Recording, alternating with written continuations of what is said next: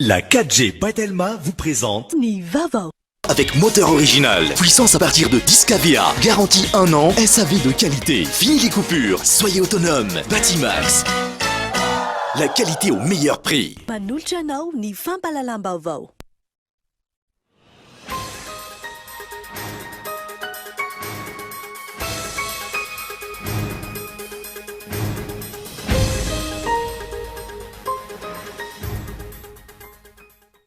Tsy mahatratra 100% ny taux d'exécution budgétaire isan-taona indrindra ho an'ireo ministera misana ny lafiny ara-tsosialy raha ny fanazavan'ny Tale Général RNP tamin'ity androany ity.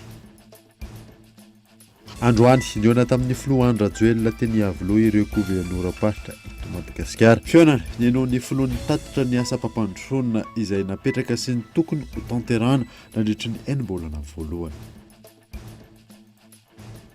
Mahakasika ny hetsika ny mpitatitra amin'ny lalam-pirenena faharoa. Efa eny amin'ny RN2 amin'izao fotoana izao ny orinasa hanamboatra ny lalana araka nambaran'ny ministry ny fanajarena tany sy ny asa vaventy androany. Efa mandeha ihany koa amin'izao fotoana izao ny digana rehetra ahafahana manamboatra ny RN6.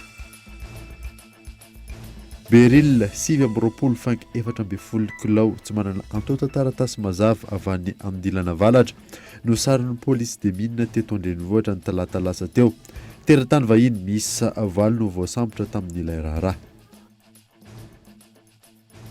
Maresaka iraisam-pirenena toy ny raharaha famonoana ny filoha Haïtienne alarobia lasa teo Colombiana miisa 4 sy Amerikana 2 izay teratany Haïtienne no voasambotry ny mpitandro ny filaminana.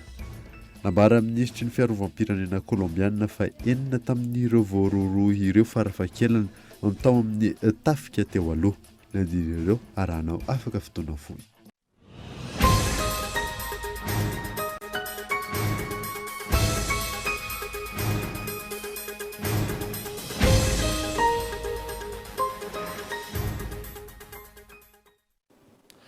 Finaritra tompoko lasy tompoko vavy fotoana vaovao eto amin'ny Akolo TV manasana ary anaraka izany hatramin'ny farany.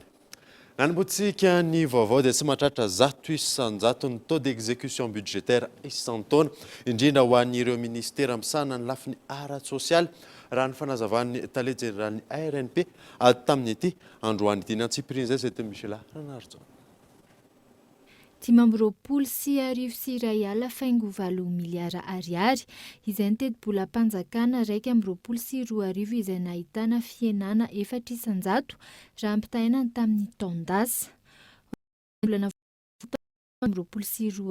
raha nantotanisy avy amin'ny ministera ny teti-bola sy ny fampiasam-bola 2.3 ny taux d'exécution ho an'ny budget de solde 2.7 ho an'ny intérêt de la dette 7.7 ny budget hors solde ary 9.2 ny budget des investissements.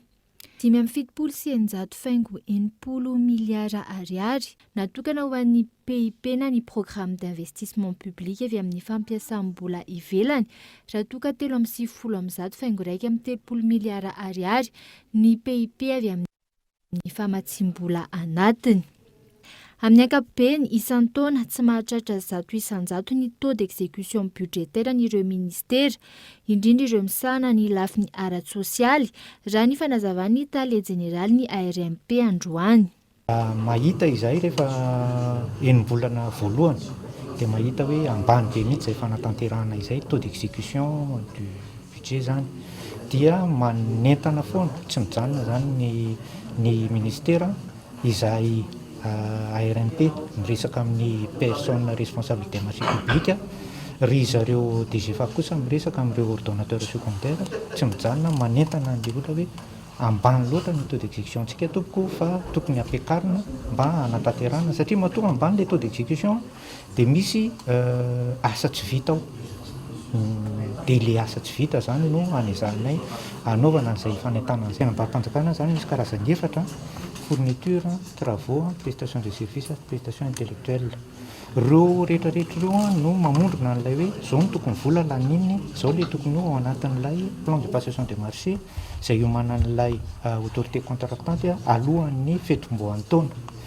dia eny amin'ny fanatanterahana ireny ny hitanay aloha amin'izao fotoana tsy hoe hitanay moa zany fa ao anatin'ny tetikasa izay eritreretin'ny fitondram-panjakana dia ny secteur social no tena posena dia izahay manokana dia any amin'le zareo secteur social c'est-à-dire ireo le ministèren'ny santé éducation nationale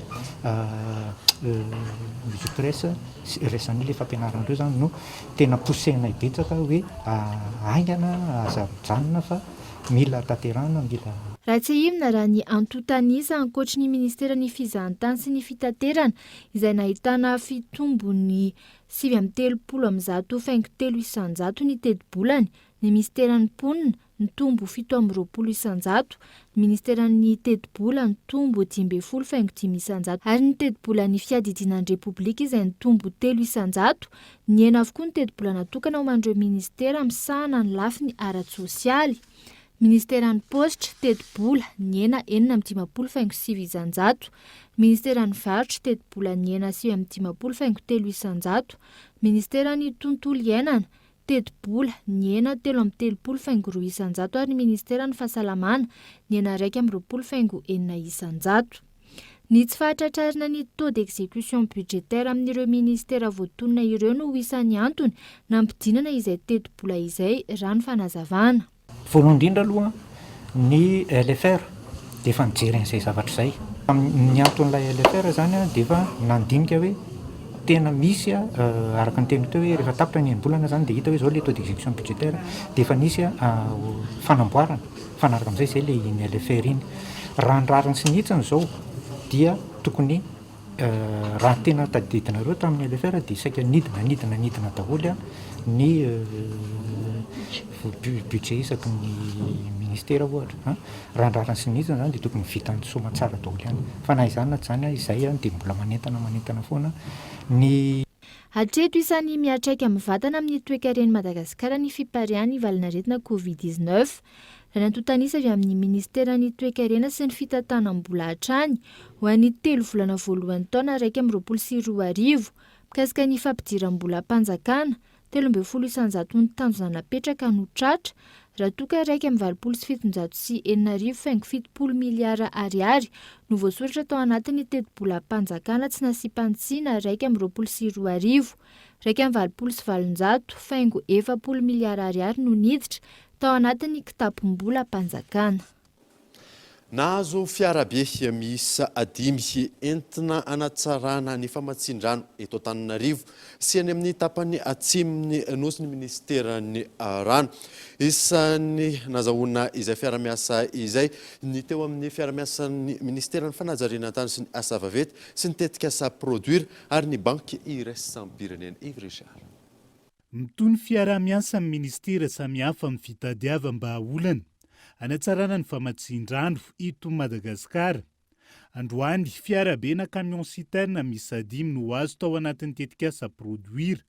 Iarana ministeran'ny fanajariana tany sy ny asa vaventy anatolotra tamin'ny fomba ofisialy amin'ny ministeran'ny rano. Fandraisana anjara ao anatin'ny ady amin'ny Covid izany ao anatin'ilay urgence sy fitondrana ihany koa vahaolana foiezaka amin'ny olan'ny rano any atsimo. Vahaolana foiezaka ihany izy io fa ahitana ny fiaramientan'ny ministera rehetrarehetra ao anatin'ny fitondrana vahaolana ho an'ny Antananarivo amin'ny rano, ho an'ny any atsimo ihany koa amin'ny rano mba hanavotana aina izany. Ary soraketo manokana ny ministre ny aménagement des territoires et des travaux publics sy ny Banque mondiale ao anatin'izay fiaramiasa fandraisana anjara amin'izay momba ny rano fisotro madio izay.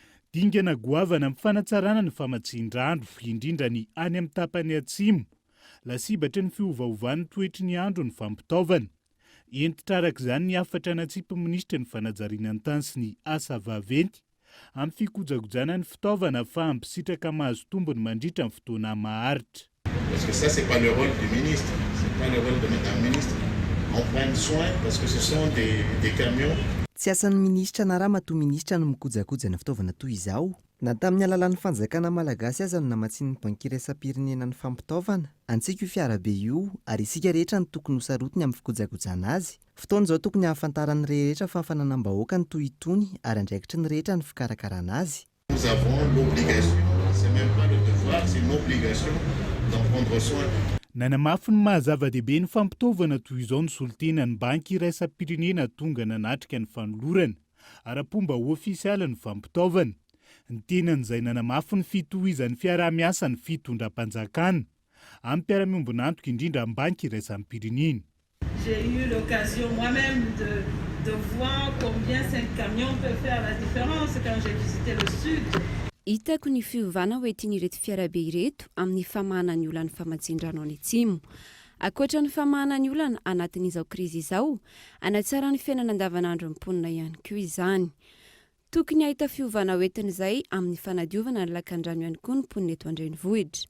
Eto am-pamaranana ary dia tiako ny miteny Andriamatoa Minisitra fa hiara-iasa hatrany isika. Ramatoa Minisitra, afaka miteny amin'ny namako misehatra anatin'izay famatsiana rano izay aho fa misy fandrosoana kely ny famatsian-drano eto Madagasikara.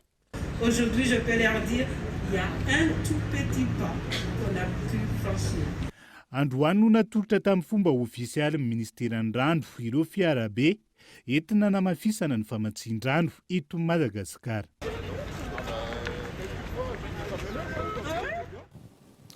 Androany kosa ny uniona tamin'ny filohan'ny Rajoelina teny avoloan'ny ireo gouverneur paritra eto Madagasikara fionana izay nianon'ny filohan'ny tatitra asa mpampandrosoana izay napetraka sy tokony ho tanterana nandritran'izay enim-bolana voalohany izay ka eto Andriatsilava. Maro ireo asa tsy maintsy ho tanterana ao anatin'ny foiezaka sy ny lavitezaka araky ny toromarika ny filoha, tsy sy ny faritra adino intsony, tsy maintsy ho vitaina ireo asa efa natomboka. Ho tanterana ihany koa ireo asa anatin'ny lavitezaka ilain'ny vahoaka. Antony faharoa tamin'ny fiantson'ny filoha, ireo gouverneur paritra ihany koa, ny famaritana ireo fomba mila atsaraina. Baikon'ny filoha amin'izany ny fanaovana asa aingana isa-paritra, ny fifandraisana amin'ny vatana amin'ny ambaratonga ny vondrom-bahoaka itsinjaram-pahefana sy ny gouverneur ahafana manatratra ny fampandrosoana eny fotony. Voakasika izany ny fahasalamana, ny fandripahalemana, ny fotodrafitrasa manakaiky vahoaka sy ny maro hafa. Asa fampandrosoana takin'ny filoha amin'ny gouverneur, ny fanamboarana ny lalana pavé, ny fanaovana tsena eny amin'ny commune ary ny fanaovana tohadrano ho an'ny famokarana. Miankina amin'ny fandrosoana isa-paritra ny fandrosoan'ny firenena iray manontolo araky ny toromarika ny filoha. Zany zavatra rehetrarehetra zany dia mila tanjona apetraka mba iraisantsika mba tena hampandroso marina ny Madagasikara. Rehefa mandroso ny faritra tsirairay avy dia mazava ho azy fa mandroso i Madagasikara. Nanamafy ny filoha fa tsy maintsy apetraka amin'ny fomba ofisialy tsy ho ela ny faritra 720 izay efa noraisina teo anivon'ny filan-kevitry ny minisitra ary nahazo fankatoavana sy fandaniana teo anivon'ny anteny mera Roatonta. Ka tsy ho ela zany afaka fotoana foy dia apetraka izay faritra 720 eto Madagasikara izay. Betsaka ny asa tokony atao. Misy ny eo amin'ny foiezaka, misy ny ao anatin'ny lavitrezaka. Lavitrezaka foiezaka amintsika dia ny asa tokony atao efa natao sy indrindra ny mbola ho atao zao anatin'ny enim-bolana manaraka. Ny lavitrezaka amintsika kosa dia ny asa tokony atao ao anatin'ny roa taona sy tapany manaraka ihany koa. Nitondra sosokevitra entina hanatsara ny fomba fiasan'ny faritra ny gouverneur ka isan'ny voaresaka tamin'izany ny ijerena ny teti-bolan'ny faritra. Misy ny teti-bola 2 miliara ariary avy amin'ny fanjakana omena amin'ny vatana ny faritra araky ny tatitry ny ministry ny atitany sy ny fitsinjaram-pahefana. Ampy sy ahafana manatanteraka ny asa eny amin'ny faritra ny teti-bola amin'ny alalan'ny fahaizana mitantana izany. Efa misy ihany koa manampy izany ny fitaovana manara-penitra fanamboaran-dalana avy amin'ny filoha ahafana manao ny lalana isaky ny faritra. Makasika ny etsiky ny mpitatitra amin'ny lalam-pirenena faharoa efa any amin'ny RN2 amin'ny izao fotoana izao ny orinasa anamboatra ny lalana araky ny namarany minitry ny fanajarinan-tany sy ny asa vavety tamin'ity androany ity. Efa mandeha ihany koa amin'ny izao fotoana izao ny dingana rehetra ahafana manamboatra ny RN6 miantarandriana eo. Efa tonga any amin'ny lalam-pirenena faharoa amin'izao fotoan'izao ny orinasa anamboatra iny lalana iny araka ny namafisy ny minitry ny fanajarenan-tany sy ny asa vaventy androany. Taoriany hetsika nataon'ireo mpitatitra nisy ny fihaonana tamin'ny minisitra sy ny solotenan'izy ireo omaly. Menina ny mpitatitra amin'ilay hoe tsy fantatra intsony moa fa nihaona tamin'ireo lehibe ny mpitatitra izay alina dia efa nivaha ny olana alina ihany.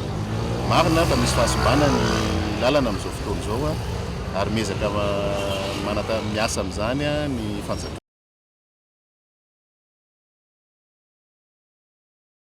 Zao fa misy famatsim-bola irahana amindreo omanina sy ejerena miaraka amindreo mpiara-miombonantoka ary iavina ela dia efa tokony ho hitanareo hoe sambany eto amin'ny tantaran'ny firenentsika misy an'izany hoe famatsim-bola namboarina ny entretien ny resahako ny lalana zany ary isan'ny voakasika amin'izany ny lalana iny efa netoerana any ny entreprise amin'ny RN2 efa mpanomanana izahay miaraka amin'ny mpamatsy vola programme maharitra amatsimo zareo vola fanamboaran-dalana fa araka ny voalazany teo ny diky zany fa tsy maintsy manara-dalàna isika manaraka ny fenitra iraisam-pirenena hitantsika ngambo eo amin'ny lalana rokady io miezaka ny fanjakana manao zavatra manara-penitra dia misy fenitra arahana io dia mifampianatritsika mifampitaizitsika amin'ny fampiasana an'izany fa tsy ny vahaolana akoriny ny hoe andaontsika aloha tsy anara-dalàna fa hitondray amin'ny manaraka ilay izy fotoana any angambo zao mba hiverenantsika amin'ny zavatra ara-dalàna sy fanajana ny fenitra zay tsy tsika ihany manaraka an'izany raha tiana androso fa mahatonga androso ny firenena maro samihafa.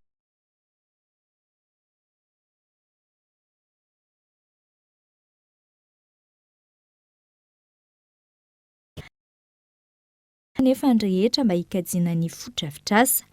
Simba ilay lalana dia efa misy fipetrany raisiny fa zany fipetrany raisiny zany dia atao foana anatin'ny fanarahan-dalàna raha nangatahany tatitra dia ny hoe alao zay andeha amin'ny lalana fa tsy andoha amande asa raha azonareo saratsaina manao alao zay aloha anao surcharge efa simba ihany ny lalana asa moa tsy azoko zay fomba fisainan'izay hoe rehefa potika io dia ndao potehina hatramin'ny farany fa etotsika rehetrarehetra tsara ho fantatritsika fa ny amande ny tanjo ministera tsy aka amande akoriny fa ny tanjo ministera dia tsy tokony isy olona andoha amande zany hoe manara-dalàna daholo ary négociation nataon'ireo mpitatitra dia ny hoe alao zay andoha amande misimisy tsy maninona fa alao zay tondra charge bebe kokoa hitanareo fa zavatra tsy mifanaraka zany ary zay tsy voalazan'ny lalàna dia rehefa ny fanazavana moa alina dia mazava le izy hoe ny lalàna ihany no arahantsika ary ny fanetanana natao tamin'ny zareo dia hoe ajao zay fepetra voalazan'ny lalàna ny hoe tsy tokony hitondra iotra any tokony hoentinareo ianareo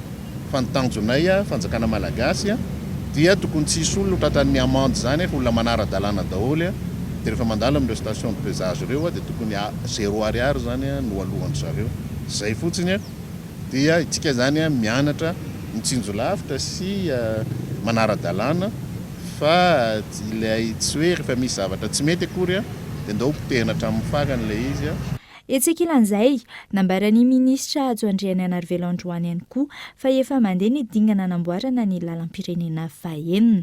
Ny RN6 efa mandeha ny appel d'offre, ny RN4 efa mandeha ny appel d'offre, ny RN7 mandeha ny appel d'offre. Ny RN6 efa fantatra entreprise efa nilazaiko teny amin'ny anteny meram-pirenena efa ambanja mandrapatonga ny Gosserez dia ny entreprise Colas misy fotoana fanaovana tetikasa fanaovana lalana zany fa misy fotoana koa ny fitadiavana famatsim-bola anaovana an'izany efa mandeha daholo ireo tsy dia tiako le miresaka betsaka fa alors rehefa vita ny lalana dia hitantsika eo ohatran'ny lalana 44 ihany sy ny rehetrarehetra raha manana vahaolantsika hoe mahavita lalana amin'ny sokatokana dia meo fa raisiko tsara le izy fa androany aloha mila fanomanana mila étude mila famatsim-bola araka ny voalazany teo mety maharitra arakaraka ny mpamatsy vola satria mijery zavatra tsara sy maharitra anao ataontsika fa tsy hoe anao tip-top foana akory. Tsy ampy kosa ny finiavan'ny fanjakana ny sehatra tsy miankina sy ireo rafitra miady amin'ny kolokolo amin'ny fampiarana ny lalàna. Isan'ny teboka ny voatra nandritra ny andro afrikana iadinina amin'ny kolokolo izay ny mariana androany teny Anosiona zay. Vonona iady sy amongotra ny kolokolo marina ve isika eto Madagasikara. Io no fanontaniana isan'ny verimberina nandritra ny fivoriana arahina devitra momba ny ady amin'ny kolokolo eto amintsika izay nitontosaina teny Anosy. Ho an'ny filohan'ny groupement des femmes entrepreneurs no sady commissaire régional Afrique australe teboka maro no mbola lesika amin'ny ady amin'ny kolikoly. Tao anatin'izay mihoatra ny 10 taona izay mbola tena lavitra be no fanatanterahana ny rafitra rehetra izay napetraka satria vao may arany mitombo dia mitombo mihitsy tao anatin'ny Covid iny ny kolikoly dia tena ampiasaina tokoa ve ny sazy satria misy système juridique tsy tena impartial sy efficace raha tsy misy ny volonté politique engagée fort dia tsy tafavoaka mihitsy ntsika na mbola afaka 20 taona. Mila garde-fou ny mpanao gazety sy ny mpizara vaovao mba omena fahafahana malalaka. Ny cadre juridique tokony impartial sy indépendant. Manamafy izaezaka mbola tokony ataon'i Madagasikara izay ihany koa ny eo anivon'ny Conseil consultatif de l'Union africaine sur la corruption. Lalàna sy rafitra maro no mbola mila ajoro raha ny fanazavany. Fanatanterahana ny andiny ny fahafito ny fifanarahana ny convention de l'Union africaine io ny fanomezana nanao hoe cadeau izay omena ny mpiasa ary tokony isy lalàna mamaritra ny fomba anekena na tsy anekeny ny mpiasa-panjakana iray zany cadeau zany raha misy olona manome azy. Dia anisy fifanarahana izay fanaovan'ny conseil consultatif amin'ireo rantsana miady amin'ny kolokolo isaky ny firenena zany mba hametrahana rafitra anankiray mpanara-maso fomba fampiasana an'ireo fanomezana na fitaovana azo tamin'ny firenen-kafa na tamin'ireo mpamatsy vola mba hiadivana amin'ny Covid. Tsika zany zay rafitra izay zany no tokony mba olona iezahana mba ho matomatotra kokoa ary mba afaka tena anara-maso ny fomba fampiasana an'izy io. No marina androany ny andro afrikana adina amin'ny kolikoly ka tetsy amin'ny ministera ny raharaham-bahiny no nanatanterahana izany ho an'i Madagasikara. Ankoatra izay, misy ny tetikasy ny vondrona afrikana ankehitriny amin'ny fanatanterahana vaksiny iadina amin'ny Covid-19 ka ny 900 mponina no ezahana isitraka izany hatramin'ny taona 2022. Vaovao tsy marina andotonan'ny fitondram-panjakana malagasy no ataon'ny mpanao gazety sasany na eto an-toerana izany na avy any ivelany momba ny kerehany amin'ny faritra Atsimonosy ho ny ministry ny fambolena sy ny fiompiana ary ny jono misy ambadika politika goavana ihany koa izany raha fanazavana hatrany eo ny nasaina. Namaly ireo fanakarana sy tsikera ary fanairana maro samihafa na avy eto an-toerana na avy any ivelany momba ny faritra fambolena sy ny fiompiana jono. Nambarany tamin'izany fa vao tsy mitombona antotonan'ny fitondram-panjakana no tanjon'ireo izay nanao ireny. Misy ny amin'izao fotoana izao ny kina zay hitantsika eny amin'ny tambajotra. Ny fitondram-panjakana dia manaiky hoe mbola tsy lavorary akory ny zavatra rehetra, mbola be dia be maika ny zavatra rehetra fa manao an'izay ezaka izay ny fitondrana. Fa ny lazana kosa hoe tsy manao ezaka amin'ny fanjakana, tsy misy ny zavatra efa mandeha amin'izao fotoana izao.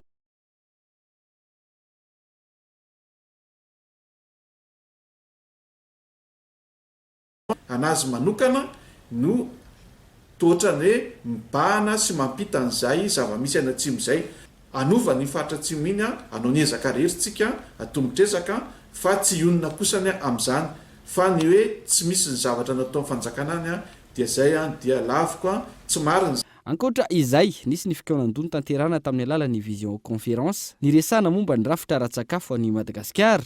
Nandraisan'ireo mpiantsehatra maro lafy anjara izay teo ambany fahiny ny mpandrindra maharitra ny firenena mikambana eto Madagasikara natao indrindra anomanana ny fiaonana iraisam-pirenena ny volana septambra izao. Tahaka mahazatra hanaraka dokavatra isika mialoha ny dirantsika amin'ny tapany faharoan'ny vaovao. Rehefa avy eo ary.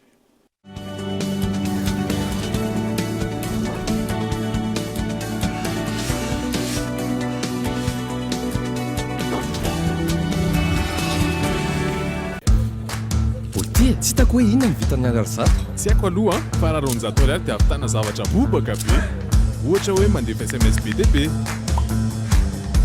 na koa misurfa amin'ny internet olona afaka manao story koa azy lahy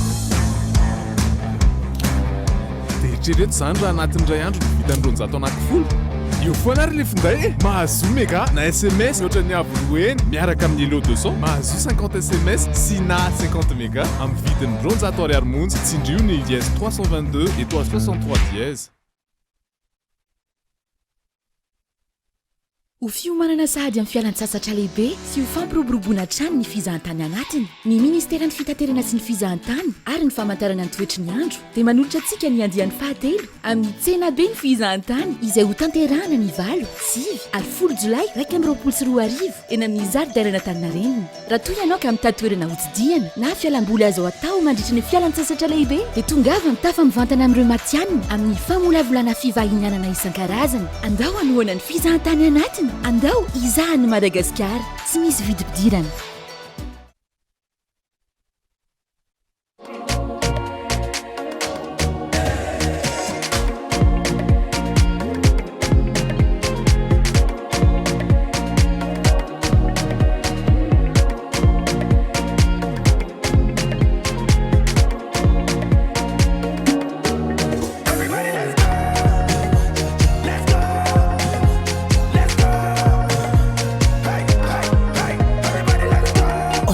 ensemble, célébrons le foot avec l'UEFA Euro 2020 en intégralité. Vous voulez regarder tout Canal+ pendant 15 jours? Réabonnez-vous et accédez au meilleur du divertissement sur les bouquets Canal+. Réabonnez-vous vite. Les bouquets Canal+.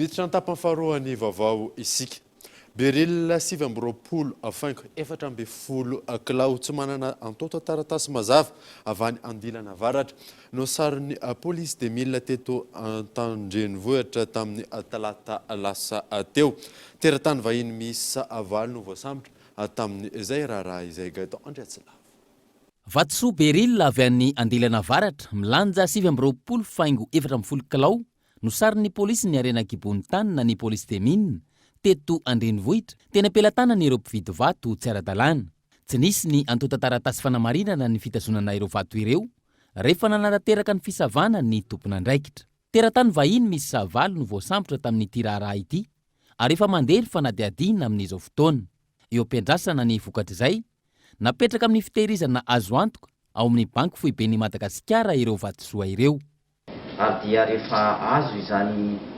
vato tsy ara-dalàna izany dia noraisina ary nentina apetraka aty amin'ny fitehirizana azy aty amin'ny banky foibeny Madagasikara fana zany manatanteraka ny fanenjehana sy ny pitsopitsony rehetra mahakasika an'izany dia apetraka amin'ny toerana azo antoka aloha ireo vato ireo ary eto dia ambaratra any fa fongorona hatramin'ny farany ny fitrandrahana sy ny trafika tsy ara-dalàna mahakasika an'izany vato sarobidy ny firenena izany mba ahafahana mitondra fampandrosoana tokoa amin'ny firenena. Tsy aivina, misy lalàna mifeny fitrandrahana, fivarotana, fitazonana, fitaterana, fanondranana na izay endriny rehetra fikirakirana ny arena kibony tany eto amintsika. Io lalàna io no mamaritra ny antota taratasy ahafahana manatanteraka ny asa manodidina izany.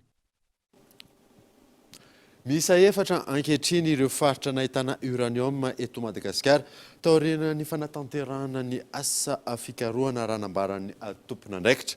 Anampy amin'ny famokarana angovo ity akora ity raha ny fanazavana azo Abrahama Randriamana. Ao anatin'ny dingana amin'ny fanamarinana amin'ny ambangovango ireo asa fikarohana mikasika ny uranium ankehitriny eto Madagasikara raha ny nambaran'ny tompon'andraikitra. Misa efatra treto ireo faritra nahitana ity akora ity manerana ny nosy. Isan'izany ao amin'ny faritra Tranomaro, ny faritra misy Antsirabe, ny faritra Makay ary ny ao amin'ny faritra Folakara. Maro ireo tombony azo amin'ny fitrandrahana ny uranium toy ny famokarana angovo nokleary, ny fanampinana eo amin'ny sehatry ny fambolena sy ny indostria. Tsika manana uranium eran'ny Madagasikara indrindra ny atsimo any ankehitriny satria efa nivoatra ny teknôlôjia misy ny atao hoe réacteur modulaire afaka mamoaka 10 ka hatramin'ny 100 mégawatt azo doublena izy ampiana module anankiray indray dia ohatr'izay hatrany hatrany dia farany dia mahazo centrale. Misy ny fepetra ahafahana miroso amin'ny fitrandrahana ny uranium raha ny fanazavana. Izany hoe ny atota-kevitra ara-teknika izay efa misy dia ataoko hoe manao vérification fanamarinana aloha izany hoe taiza marina. Tena nisy ve ilay anomalie zao tamin'izany mety tsisy fitaovana antilenta ahafahana mitsirika dia mampitombo ny atota-kevitra efa misy na ny base de données géologique manangona andrendretrarehetra eny izany mandra-pahatongany eto dia ahafahana manapa-kevitra hoe ohatr'izao amin'izay dia mandray an'izay fanapa-kevitra izay. Arak'izany mitohatra eto ny fanatanterahana ny fanadiadiana mikasika ny uranium eto Madagasikara. Tsy aivina, isan'ireo firenena namokatra sy nanondrana ity akora ity teto Madagasikara ny taona 1970 hatramin'ny taona 1970. Misa efajato gony ireo alatra kitay menaka saron'ny mpitandro ny filaminana atao Moramanga fitrandrahana manimba tany amina hektara maro tany antoerana nandray andraikitra avy hatrany ireo mpitandro ny filaminana sy ny mpitatana Sabrina Raharson. Mirongatra ny alatra kitay menaka ny amin'ny faritry Moramanga amin'izao ary velara-tany amina hektara maro no potika vokatry ny fitrandrahana tsokosoko. Niroso tamin'ny fisafona ny mpitandro ny filaminana ka kitay menaka miisa efajato gony azo tamina fitrandrahana tsy ara-dalàna tao amin'ny komina Amboasary no sarin'ny Zandary ary olona 3 no voaroroy sy voasambotry ny mpitandro filaminana tany toerana. Alatra kitay miteraka fahasamban'ny Asokesika ao amin'ny faritra orinasa Fanalamanga. Mandina io zany miteraka amin'ny fanimbana sy fangalarana ny ala mihitsy zany amin'ny ankapobeny. Misy moa le hoe foto-kevitra le hoe tolérance zéro, zany hoe tsy azo ekena ny gaboraraka ohatran'izay iadina amin'ny halatra hazo zay tena mafy be ny halatra hazo amin'izao fotoana zao amin'ny alan'ny fanalamanga. Manoloana ny zava-misy nandray andraikitra avy hatrany ny kompania Zandary tao Moramanga ary iroso amin'ny fanaraha-maso ny ala sy ny eo amin'ny fampandriana filaminana ireo komunina maro any toerana. Fiaraha-miasa amin'ny fanalamanga le izy no fametrahana ihany koa fandriam-pahalemana amin'ny ankapobeny satria ny fidirana na ny famangiana na ny fisidiana taon'ny Zandary any amin'ny faritra misy ala regny dia efa manehoana ihany koa amin'ny olo ratsy hoe misy fitandrom-pilaminana, misy tompona andraikitra midina ty fotony ka mampitandrina azy ireo sahady. Nodorana avy hatrany ireo kitay menaka tsy ara-dalàna ary efa natolotra ny fitsarana ireo olona voasambotra. Anisan'ny ezaka ataon'ireo mpitantana ny toerana ny manetsika ireo polisy nalan'ny orinasa izay miara-miasa amin'ny mponina amin'ny fiarovana ny halatra sy ny doro-tanety. Totosa androany fampifandraisana ny tobo vaovao amin'ny tambazotra fitsinjarana rano eto Andrenivohitra. Tsara vokatra zany ny fahazahoana rano avy amin'ny Jirama eto Antananarivo Renivohitra eto Andriatsina. Totosandroany ny fampifandraisana ny tobo vaovao amin'ny tambazotra fitsinjarana rano fisotro madio eto Antananarivo Renivohitra amin'ny ampahany voalohany. Manomboka izao, itombo ray alina metatra toratelo isanandro ny rano makany amin'ny mpanjifa eto Antananarivo. Rano fanazavana, ahita fiatsarana amin'ny fisitrana rano ao anatin'ny iray volana. Ny herinandro voalohany ny faritra Iva, Anosibe, Anosizato, 67 hektara sy ny manodidina, Forelo Tanjombato sy ireo manodidina azy, ampahany amin'ny tanàna Nitosy, Andraharo, Anosivava ka Ambodimita sy ireo manodidina. Tokantrano misy ray etsy eo no isitraka izany. Herinandro faharoa, Talatamaty, Fort du Chêne, Ambohipo sy ny manodidina.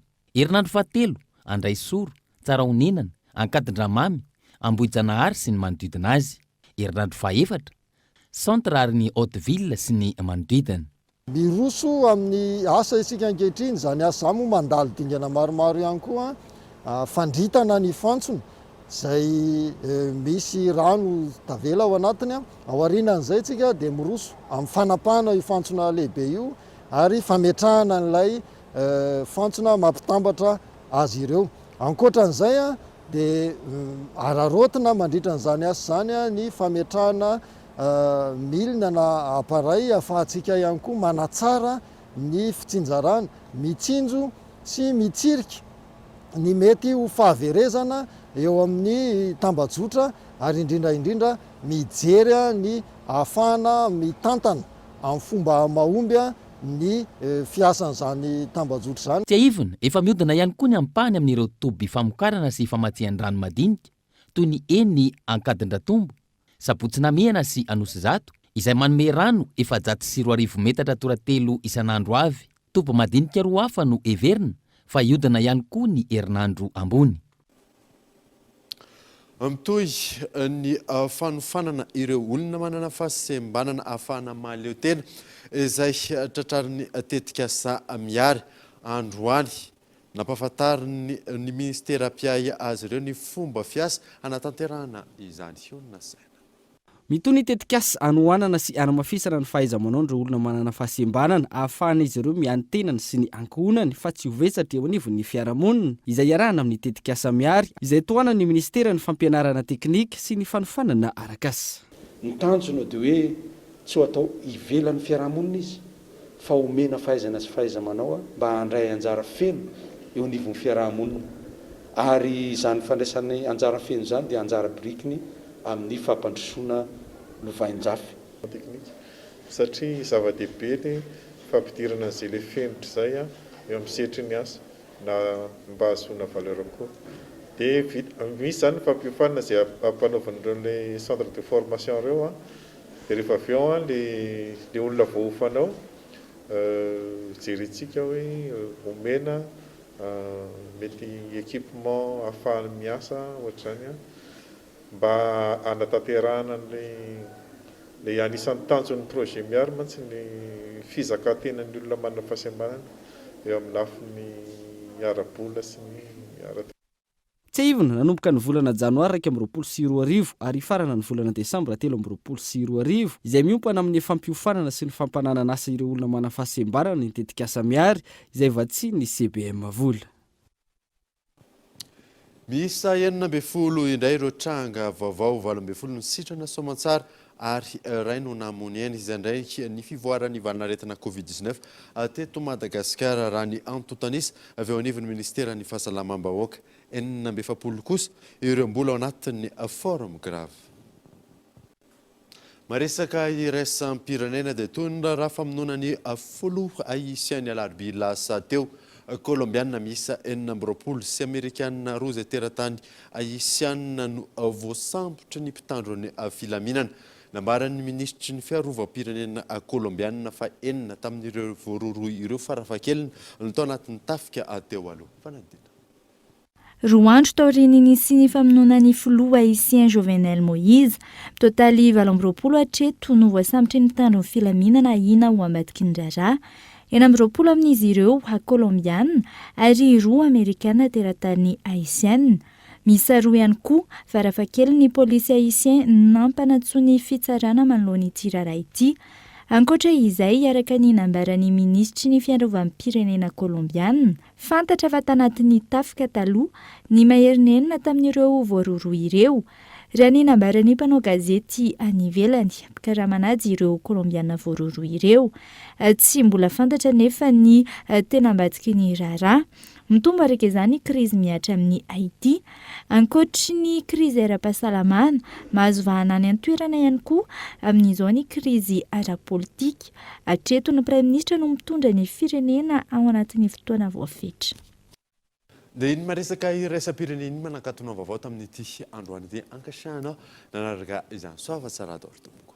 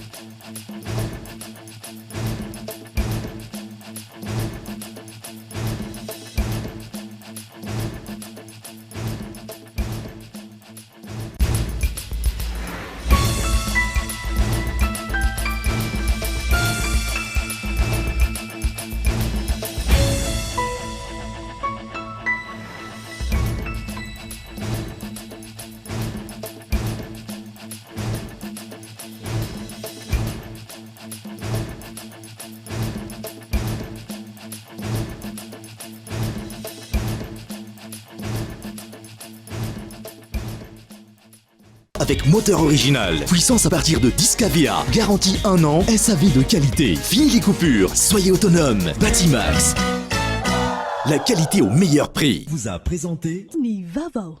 La 4G by Telma vous a présenté Nivavo.